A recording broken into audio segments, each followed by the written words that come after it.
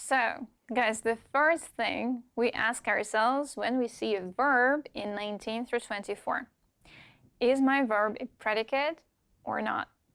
Why do we ask that question? Because if it's a predicate, we need to think about tenses, voices, and other things. If it is not a predicate, we need to think if we need a verb ing or a past participle.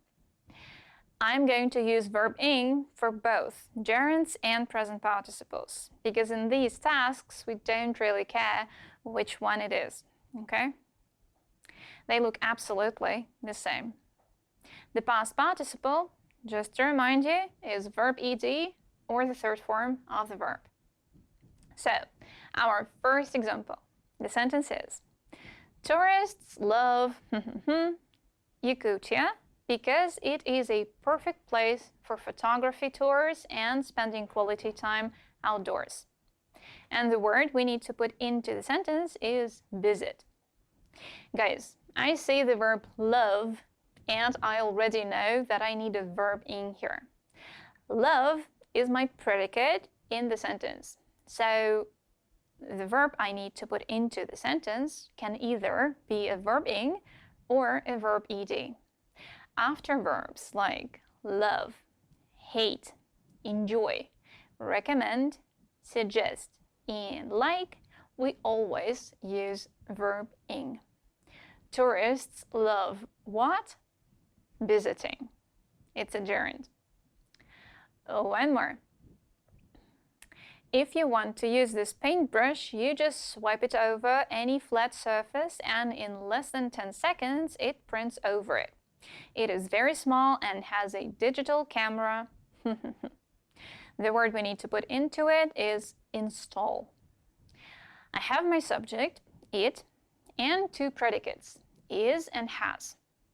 My gap describes the camera, so it is not a predicate. The camera can't install anything. My gap plays the role of a passive adjective. So I need the past participle, installed.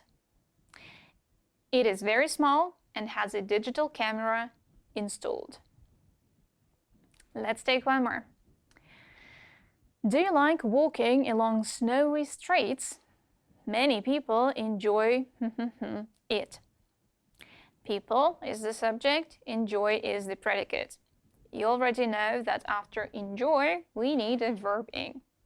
People enjoy what? Doing it. It answers the question what, so it's a gerund. Another example. The door handles of copper can even clean themselves.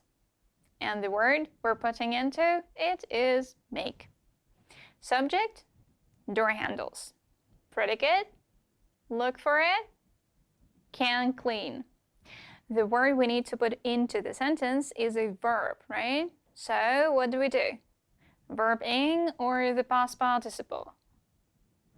Well, the gap describes our noun, so it acts as an adjective. Also, it's passive, right? The handles aren't doing anything. So we need the past participle here. The door handles made of copper can even clean themselves. Made acts as a passive adjective.